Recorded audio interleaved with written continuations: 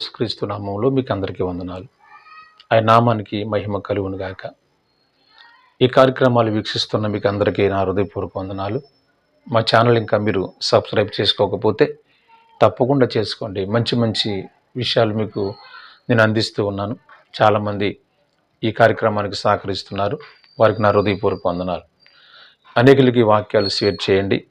మాకు ఈ పరిచర్యలో సహకరించండి. మనం నేర్చుకుంటున్న వాక్య భాగం మత్తయి సువార్త 5వ అధ్యాయం 13వ వచనం. మీరు లోకమునకు ఉప్పై ఉన్నారు. ఇది 3వ భాగం. ఈ 3వ భాగంలో ఉప్పులో ఉన్నటువంటి 3వ లక్షణం కరిగిపోతుంది. అది కరిగిపోయి కలిసిపోతుంది. గమనించాలి, ఉప్పు ఎక్కడ కూడా కరగకుండా ఉండదు. అది కలిసిపోతుంది, కరిగిపోతుంది. దయచేసి గమనించాలి, క్రైస్తవ పిల్లలుగా యేసు ప్రభు తన శిష్యులకు బోధించిన బోధలో మరొక మాట, మీరు కరిగిపోవాలి. అనగా కఠినంగా ఉండొద్దు, కఠినాత్ములుగా ఉండొద్దు, కానీ కనికర పూర్ణులుగా, కనికరించే వాళ్ళుగా ఉండాలి. అనగా కరిగిపోయే మనస్సు క్రైస్తవులకు ఉండాలి. ఎవడన్నా మన ఎడల తప్పుదం చేస్తే వాడిని 7 సార్లు మట్టుకు క్షమించాలి, లేక 70 సార్లు క్షమించాలన్నాడు దేవుడు. క్రైస్తవులలో ఈ కరిగిపోయి కలిసిపోవటం అనేటిది ఒక మంచి కనికరాన్ని చూపిస్తూ ఉంది. మరి చాలామంది క్రైస్తవులు కఠినంగా ఉంటారు. అందుకే ప్రభు అంటాడు, కనికరం గలవారు ధన్యులు, వారు కనికరించబడతారు. ఒకరిని ఎవరన్నా పాపం చేసినా, నీకు ఏదైనా నష్టాన్ని కలిగించినా, నీ జీవితాన్నే పాడు చేసినా, నీ జీవితాన్ని రోడ్డుకి లాగివేసినా, నిన్ను చిన్నాభిన్నంగా పాడు చేసినా దేవుడు అనుమతించాడేమో అనుకోవాలి తప్ప పగతో రగిలిపోకూడదు, పగ పట్టకూడదు. విశ్వాస జీవితంలో ఒక మెట్టు మనల్ని ఎక్కించడానికి దేవుడే అనుమతిస్తాడు. మనం కట్టుకున్న గాలి మేడలు కొలగొట్టడానికి పక్షి తన గూడు రేపుకున్నట్టు మన గూడు రేపుతూ ఉంటాడు.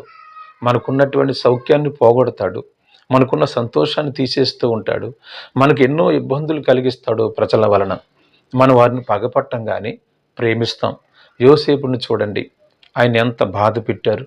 అతన్ని గుంటలో తొక్కారు, ఇష్టం వచ్చినట్టు బాధారు, ఇష్టం వచ్చినట్టు చెదగొట్టారు, ఆయన ఒక గుంటలోకి తోసేశారు. వాస్తవానికి యోసేపు అనేటటువంటి ఆ వ్యక్తి అస్సలు కనికరించే ప్రసక్తి లేదు. వాళ్ళు చేసినటువంటి ఆ యొక్క భయంకరమైన పని చాలా ఘోరమైంది. కానీ యోసేపులో ఎంత కోపం కూడా లేదు. వాళ్ళైతే భయపడుతున్నారు యోసేపుని చూసి. కానీ యోసేపు అన్నాడు, నాకు ఎలాంటి కూడా ఆ ఫీలింగ్ లేదు. మిమ్మల్ని దేవుడు ముందుగా మీ కొరకు సిద్ధపరిచాడు. దేవుడు నేను ఒకవేళ మీ నుండి ఏర్పరచబడి బయటికి వెళ్ళకపోతే ఈరోజు మీరంతా చచ్చిపోయేవారే, మీరంతా బతికేవారు కాదు. కాబట్టి మీ కొరకు దేవుడు ముందుగా నన్ను కుటుంబంలోంచి వేరు చేసి బయటకు నెట్టాడు, తప్పిదం మీది కాదు అన్నాడు. ఒకవేళ మన జీవితంలో, మీ జీవితంలో ఏదైనా ఇబ్బందులు కలిగితే, ఏదైనా నష్టం కలిగితే దేవుని ఆశీర్వాదం నా ముందుందని చెప్పి కనికరించాలి తప్ప పగ పెట్టుకున్నవాడు క్రైస్తవుడు కాదు. కనికరించిన వాళ్ళు ధన్యులు, కనికరించబడతారు. ఆ ఉప్పు చూడండి కరిగిపోతుంది, మళ్ళీ కరిగిపోతుంది, అలా గడ్డ కింద ఉండదు.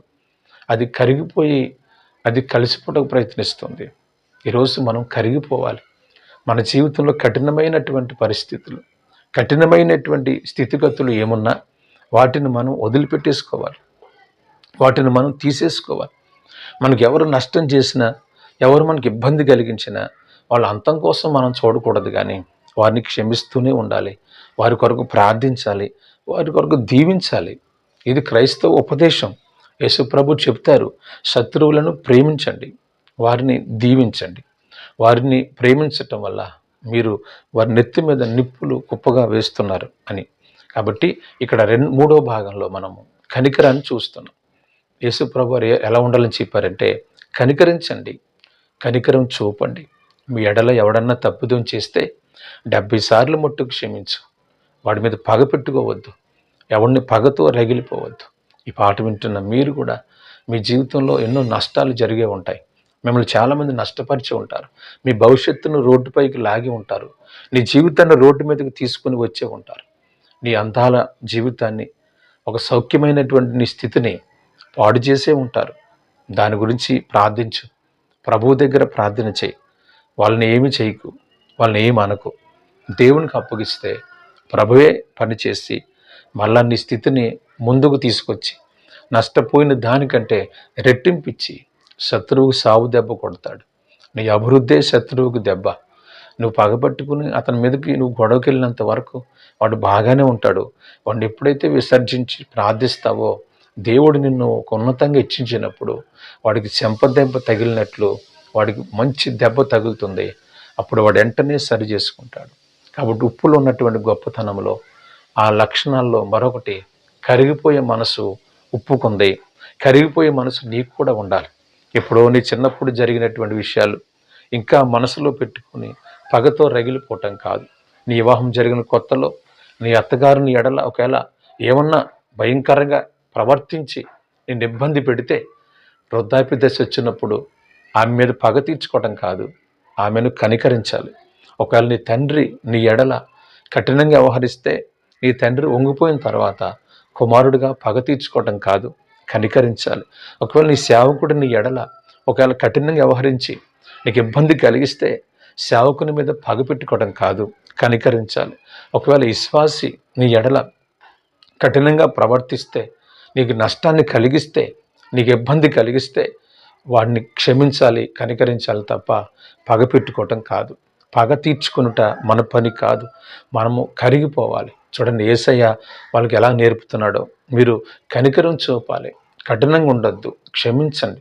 శ్రమల సంఖ్యలలో శరీరం అంతా చెట్లు కొట్టబడి మాంసపు ముద్దలు ఊడిపోతున్న సమయంలో యేసు ప్రభు తండ్రి వీరేం చేస్తున్నారు వీళ్ళకి తెలియదని క్షమాభిక్షతో ప్రార్థించిన ప్రార్థన క్రైస్తవ సంఘాలు చేయాలని ఈ మాట మీకు తెలియజేస్తున్నాను. శత్రువును కూడా కనికరించండి.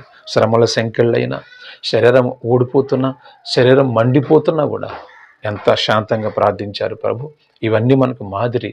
కాబట్టి కనికరం గలవారు ధన్యులు, కనికరించబడతారు. అట్టి కనికరం దేవుడి పాట వింటున్న వారికి దయచేయునుగాక. ఆమేన్.